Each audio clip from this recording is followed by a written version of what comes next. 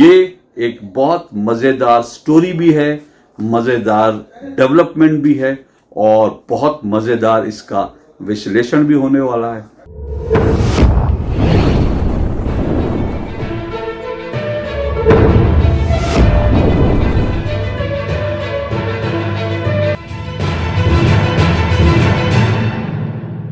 कुछ लोगों के लिए मोदी से नफरत पैसा कमाने का जरिया बन गया है। जी हां, यानी मोदी से नफरत दरअसल एक तरह का बिजनेस है, एक तरह का धंधा है। ये लोग सुबह उठते हैं और सुबह उठने के साथ ही नरेंद्र मोदी के खिलाफ कोई स्टोरी या कोई मुद्दा ढूंढने लगते हैं। ये पत्रकारिता नहीं है। जी नहीं, ये मैं नहीं कह रहा हूं, ये मैं बिल्कुल नहीं कह रहा हूं। दरअसल ये शब्द हैं भारत के एक बड़े वरिष्ठ पत्रकार आशुतोष जी के। ये वही आशुतोष हैं जो पहले पत्रकार थे, कई चैनलों के संपादक रहे, बाद में ये आम आदमी पार्टी में चले गए, चुनाव लड़े, चुनाव हारे, राज्यसभा में जाना चाहते थे, अरविंद केजरीवाल ने राज्यसभा की टिकट नहीं दी। उसके बाद आम आदमी पार्टी से नाता जो तोड़ करके एक बार फिर से पत्रकारिता में आ गए। सत्यहिंदी.com नाम से वेबसाइट चलाते हैं, टेलीविजन चैनलों में बैठते हैं और टेलीविजन चैनलों में जो काम कांग्रेस और आम आदमी पार्टी नहीं कर पाते, यानी तर्कों के साथ बीजेपी का विरोध करना, वो आशुतोष जी करते हैं। और आशुतोष जी का कहना यह है कि कुछ लोगों के लिए नरेंद्र मोदी का जो विरोध करना, नफरत है, वो धंधा बन गया है और सुबह उठ के नरेंद्र मोदी के खिलाफ जो है स्टोरी ढूंढना, ये पत्रकारिता नहीं है।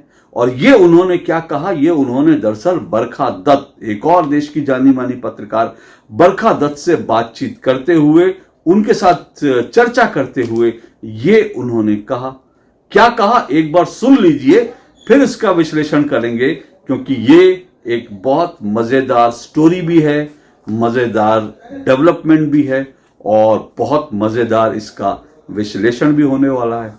जरा सुनिए। About the digital medium, I have a problem with the digital medium for the simple reason because there's too much rant happening in the digital space. The honest and objective journalism is also missing there. And you get up in the morning and you find a story to criticize Narendra Modi is not journalism in my opinion. You might be getting lakhs and the millions of views, but they should look within and say, are they doing the journalism? Or they are just ranting and ranting and ranting to make money? That also has to be looked in. It's not that there are not good YouTubers. There are excellent YouTubers. Some of them are doing an excellent job. But a few of us are not doing journalism at all. They have hate Modi has also become a business for them. It's like the Godi media. They get up in the morning like Godi media. They find a reason to criticize and abuse of opposition. They're also doing the same thing. So we also need to look within and we also need to see that how different we are. I agree with you that तो सुना आपने, सुबह सुबह उठकर नरेंद्र मोदी के खिलाफ story ढूंढने लग जाते हैं। ये पत्रकारिता नहीं है। अब सवाल यह है कि आशुतोष और बरखा दत्त ये जो बातचीत कर रहे हैं, ये किसके संदर्भ में कर रहे हैं, क्यों कर रहे हैं? और ये साफ तौर पे इशारा ये किसी पत्रकार के लिए, यानी किसी मेन स्ट्रीम मीडिया के लिए नहीं है, बल्कि आशुतोष ने साफ तौर पर कहा कि ये जो आशुतोष ने कहा, ये जो डिजिटल मीडिया है, डिजिटल मीडिया में, डिजिटल प्लेटफॉर्म पर जो लोग पत्रकारिता कर रहे हैं, उनको लेकर आशुतोष की ये टिप्पणी थी और बरखा दत्त ने उनकी हां में हां मिलाई। तो अब सवाल यह है कि ये दोनों किसके बारे में बात कर रहे थे? डिजिटल मीडिया में पत्रकारिता करने वाले ऐसे कौन से लोग हैं जो सुबह उठकर नरेंद्र मोदी के खिलाफ किसी स्टोरी की तलाश में लग जाते हैं, जिनके लिए नरेंद्र मोदी से नफरत एक धंधा बन गया है? ये कौन लोग हैं? आप लोग अनुमान लगाइए। मैं भी अनुमान लगा रहा हूं, लेकिन अनुमान लगाते लगाते मेरा दिमाग में पहला नाम जो है वो रवीश कुमार का आता है कि क्या ये रवीश कुमार के लिए कह रहे हैं? ऐसा संभव है, क्योंकि रवीश कुमार जाने जाते हैं नरेंद्र मोदी के खिलाफ लगातार बोलने के लिए। वो नरेंद्र मोदी को चुनौती देते हैं कि आओ मेरे से डिबेट कर लो। वो नरेंद्र मोदी को कहते हैं आओ मेरे को एक इंटरव्यू दे दो। वो कहते हैं नरेंद्र मोदी ने मुझे सड़क पर ला दिया। वो कहते हैं कि मोदी इस देश को बर्बाद कर देंगे। वो तमाम तरह की चीजें सुबह शाम वो नरेंद्र मोदी को गाली देते हैं, नरेंद्र मोदी के खिलाफ वीडियो बनाते हैं। तो क्या ये आशुतोष रवीश कुमार के लिए कह रहे हैं? मेरे मन में पहला सवाल यह आया। और ऐसा संभव है।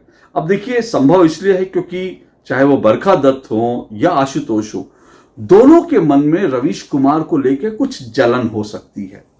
हालांकि ये तीनों एक ही तरह के लोग हैं, चाहे मैं रवीश कुमार की बात करूं, आशुतोष की बात करूं या बरखा दत्त की बात करूं, ये तीनों लोग एक ही लीग के लोग हैं जो दूसरों को कोसते हैं, गोदी मीडिया बोलते हैं। हालांकि इनमें से ज्यादा लोग तो गोदी मीडिया नहीं बोलते, बरखा दत्त तो इस तरह के शब्दों का इस्तेमाल नहीं करती, आशुतोष भी कम करते हैं, लेकिन फिर भी मोटे तौर पर ये तीनों एक ही लीग के लोग हैं। रवीश कुमार, बरखा दत्त और साथ साथ आशुतोष, तीनों एक ही लीग के लोग हैं।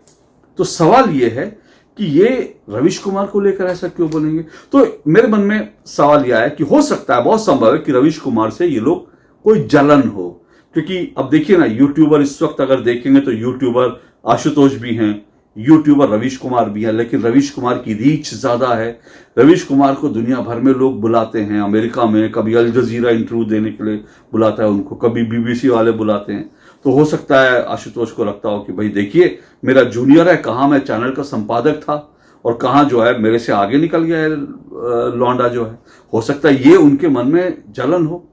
अब ऐसी जलन जो है बरखा दत्त के मन में भी हो सकती है रवीश कुमार को लेकर, क्योंकि बरखा दत्त ने भी कहा हाँ मैं इस बात से बिल्कुल सहमत हूं कि मोदी से जो है नफरत करना एक धंधा बन गया है। सुबह शाम उठ के ये लोग मोदी के खिलाफ सुबह उठते ही स्टोरी ढूंढने लगते हैं बरखा दत्त के मन में, क्योंकि बरखा दत्त और रवीश कुमार दोनों एनडीटीवी के प्रोडक्ट हैं।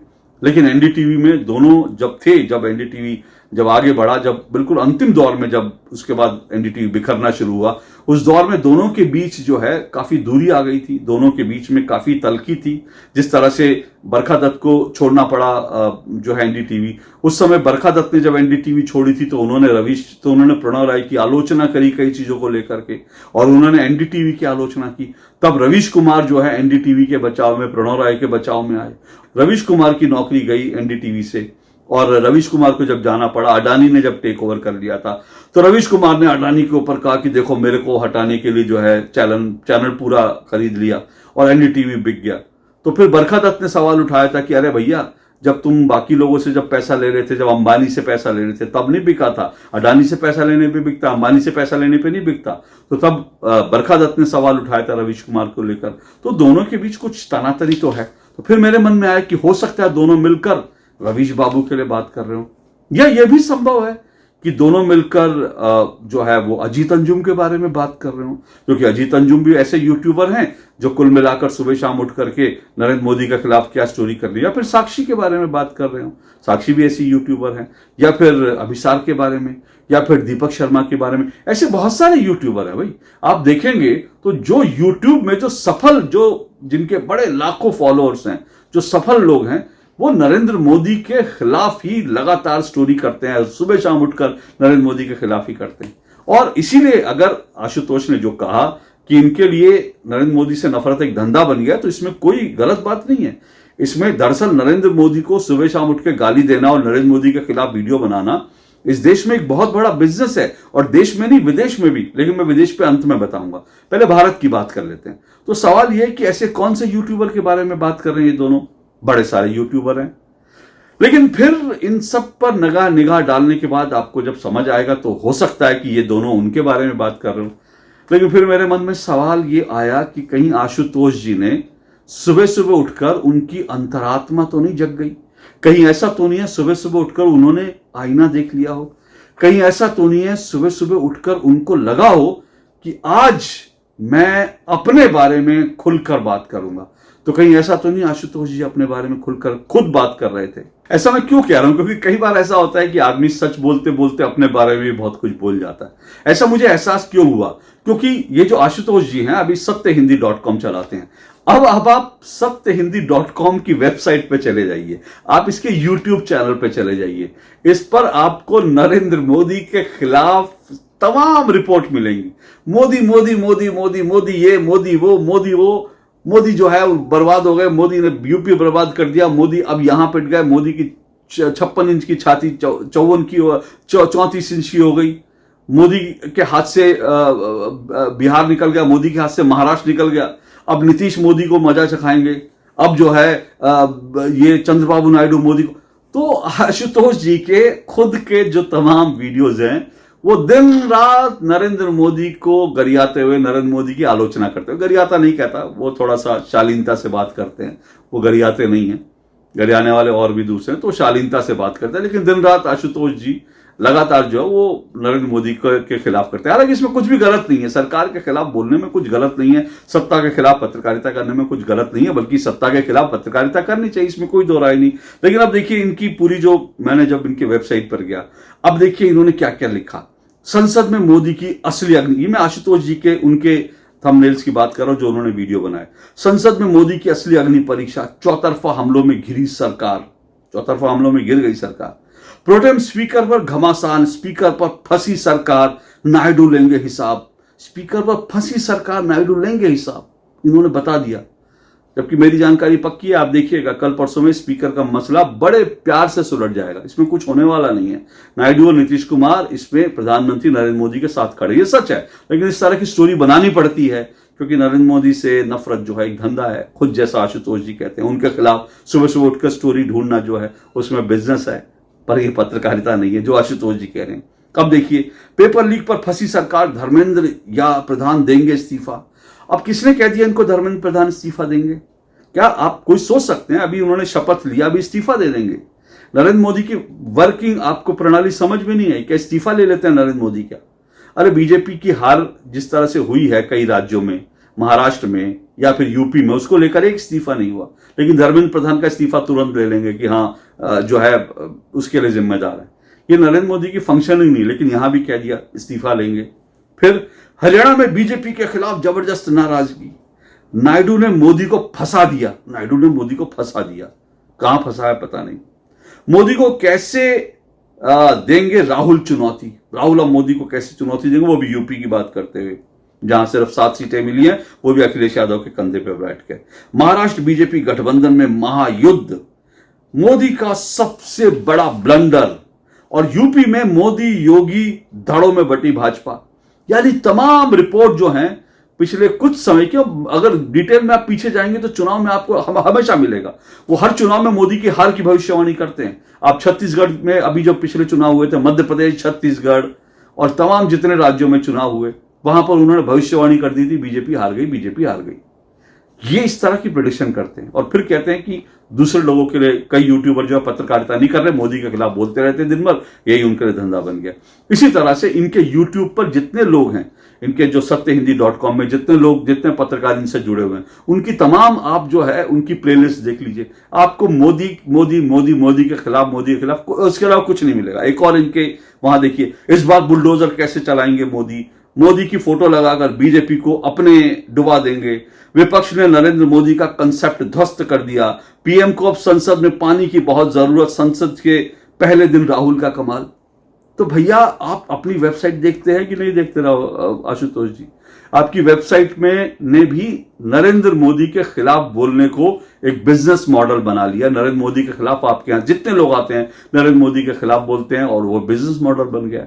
ठीक है, तो इस तरह की चीजें करते हैं। तो सवाल ऐसे में कि ये आशुतोष जी किसके लिए कह रहे थे, ये बड़ा सवाल है। क्या वो अपने लिए कह रहे थे, अपने यहां काम करने, अपने साथ, उनके साथ जो जुड़े हुए सत्यहिंदी.com में जुड़े हुए जो पत्रकार हैं उनके लिए कह रहे थे, या किसके लिए कह रहे थे? या रवीश के लिए कह रहे थे ये, या फिर जो है और किसके लिए कह रहे थे? साक्षी के लिए कह रहे थे? या ये सब सवाल मन में मेरे उठे। अब इसका जवाब तो, असली जवाब तो वो दे सकते हैं, लेकिन इसमें कोई दो राय नहीं। देखिए, मैं नहीं कहता, मुझे नहीं मालूम ये किसके लिए बारे में बात कर रहे थे आशुतोष और बरखा दत्त, लेकिन इसमें कोई दो राय नहीं कि नरेंद्र मोदी का विरोध करना भारत में ही नहीं बल्कि दुनिया में एक बड़ा बिजनेस मॉडल है। अब देखिए ना, ध्रुव राठी जो है वो इतने वीडियो बनाकर, अगर वो उसके मिलियंस के फॉलोअर्स आ रहे हैं और मिलियंस वो कमा रहा है, तो वो नरेंद्र मोदी को तानाशाह कह के, नरेंद्र मोदी ने हिंदुस्तान बर्बाद कर दिया, नरेंद्र मोदी के खिलाफ, तो ये सब लोग जो है नरेंद्र मोदी के खिलाफ बोलना एक बिजनेस मॉडल है। ये कैसे बिजनेस मॉडल है इसको भी समझिए। दरअसल होता क्या है कि कांग्रेस का इकोसिस्टम और कांग्रेस और लेफ्ट का इकोसिस्टम बड़ी मजबूती से काम करता है। कोई भी नया यूट्यूबर जो नरेंद्र मोदी के खिलाफ आता है उसको अचानक से इतने फॉलोअर्स मिल जाते हैं क्योंकि कांग्रेस इस पर लगातार काम कर रही है, अपना एक पूरा इकोसिस्टम बनाकर काम कर रही है जिसमें यूट्यूबर्स हैं, कांग्रेस के साथ जुड़े यूट्यूबर्स हैं जिनको पेमेंट भी होती है, जिनको फॉलोअर्स भी मिलते हैं। और फॉलोअर्स कैसे मिलते हैं? फॉलोअर्स ऐसे नहीं कि सिर्फ हिंदुस्तान के मिलते हैं, ध्रुव राठी के वीडियोज जो हैं वो पाकिस्तान और बांग्लादेश में हिंदुस्तान से ज्यादा देखे जाते हैं। तो भारत के खिलाफ अगर आप मोदी के खिलाफ जहर उगलो, भारत के खिलाफ जहर उगलो, तो आपको भारत में तो कुछ लोग मिलेंगे ही, भारत में एक बड़ी तादाद है, लेकिन इसके अलावा आपको पाकिस्तान, बांग्लादेश में, टर्की में आपको लोग मिलेंगे, अमेरिका में जो है मुस्लिम कम्युनिटी है ऐसी आपको मिलेगी, कनाडा में बैठी सिख जो है खालिस्तानी वो आपको मिलेंगे। तो एक बड़ी इंटरनेशनल कम्युनिटी है जो नरेंद्र मोदी को पसंद नहीं करती, भारत का मजबूत होना पसंद नहीं करती, जो भारत को विखंडित देखना चाहते हैं, भारत को कमजोर देखना चाहते हैं। ये सारी ताकतें जो हैं मिल जाती है और इनके पीछे लग जाती है। और इनके पीछे अगर इनके दादा जॉर्ज सोरस भी हो तो कोई बड़ी बात नहीं है, क्योंकि सोरस फंडिंग करते हैं और ये फंडिंग से सारा पूरा बिजनेस चलता है। और बहुत सारे जो आप जानते हैं कि दुनिया भर में इस तरह से जो है लोग यूट्यूबर्स जो है बहुत सारे लोग पैसा देकर भी फॉलोअर्स बनाते हैं, बढ़ाते हैं। तो सारा अगर एक बिजनेस मॉडल आप देखेंगे तो ये जॉर्ज सोरस वाली फंडिंग से निकलता हुआ बिजनेस मॉडल, जिसके तार जो हैं, जिसके तार पाकिस्तान में, बांग्लादेश में, टर्की में और साथ साथ जो है जैसा मैंने बताया अमेरिका में बसे मुसलमानों में, पाकिस्तानियों में, कनाडा में बसे जो हैं खालिस्तानियों में और ब्रिटेन में रह रहे जो मुस्लिम हैं पाकिस्तानी है, वो सारा एक बड़ा आपको लार्ज जो है चंक मिल जाता है। और ये बात एक स्टडी में भी सामने आ चुकी है। और सिर्फ भारत के यूट्यूबर्स नहीं, मतलब ये तो एक बड़ा बिजनेस मॉडल है ही। नरेंद्र मोदी से नफरत करना एक बड़ा बिजनेस मॉडल है, नरेंद्र मोदी को गाली देना एक बड़ा बिजनेस मॉडल है। अगर आज मैं आपको बता रहा हूं, मैं तो किसी को ऐसे गाली नहीं देता, मैं आपके सामने फैक्ट्स रखता हूं, लेकिन अगर आज मैं नरेंद्र मोदी के खिलाफ जो है आप लगातार जो है विरोध करने लगूं, नरेंद्र मोदी को हर चीज में कोसने लगूं, तो यूट्यूबर्स आपके जो है फॉलोअर्स अचानक से बढ़ जाएंगे। और चुनाव के समय में हमने देखा ही था, जितने तमाम जो नरेंद्र मोदी के विरोध करने वाले यूट्यूबर्स थे, उनकी जो है एकदम से अचानक से उनके जो है फॉलोअर्स बढ़ गए, उनके रीच बढ़ गई, उनके जो हिट्स आने लगे। और जो भी नेशनलिस्ट जो यूट्यूबर्स है उनकी धड़ाम से उनकी जो है रीच घट गई थी, क्योंकि यूट्यूब जो है इस पूरे धंधे में इन्वॉल्व था। हिंदुस्तान से बाहर बैठ के सब कुछ मैनेज किया जा रहा था नरेंद्र मोदी को चुनाव हराने के लिए। तो ये पर ये मैं कह रहा हूं कि सिर्फ भारत नहीं बल्कि दुनिया भर में एक बिजनेस मॉडल है। ये बात एक स्टडी में भी सामने आ चुकी है। ये बीबीसी, अल जजीरा और साथ साथ ये जो है वॉशिंगटन पोस्ट, न्यूयॉर्क टाइम्स, इनके जो डिजिटल एडिशन है, इनके डिजिटल एडिशन में जैसे ही नरेंद्र मोदी के खिलाफ स्टोरी छापते हैं उस पर लगातार हिट्स आते हैं।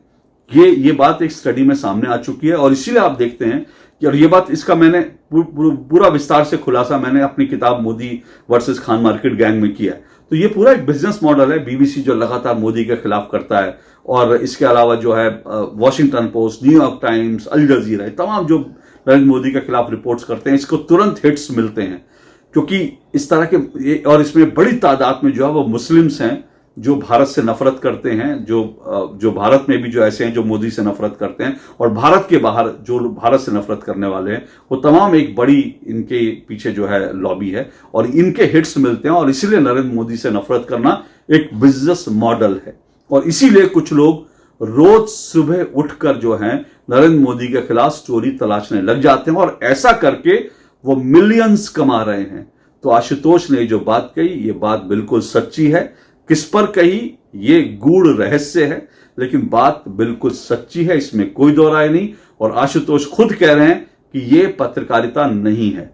अब आप तय कीजिए कि ये वास्तव में क्या है, क्योंकि मैं भी मानता हूं कि हमेशा एक तरफा बात करना, आपको लगता होगा, लेकिन आप मेरे यूट्यूब भी देखते हैं, नरेंद्र मोदी की अगर जो गलत करेंगे, नीट को लेकर मैंने जो वीडियो बनाया उसमें मैंने कहा कि अब परीक्षा सुरक्षा से दें, ये जिम्मेदारी नरेंद्र मोदी की है। तो एक तरफा वीडियो बनाना, नरेंद्र मोदी के खिलाफ ही वीडियो बनाना, इस तरह की बात करना, हमेशा हर सरकार की, देश की अच्छी चीज का भी विरोध करना, ये पत्रकारिता नहीं। और ये मैं नहीं कह रहा हूं, ये आशुतोष कह रहे हैं।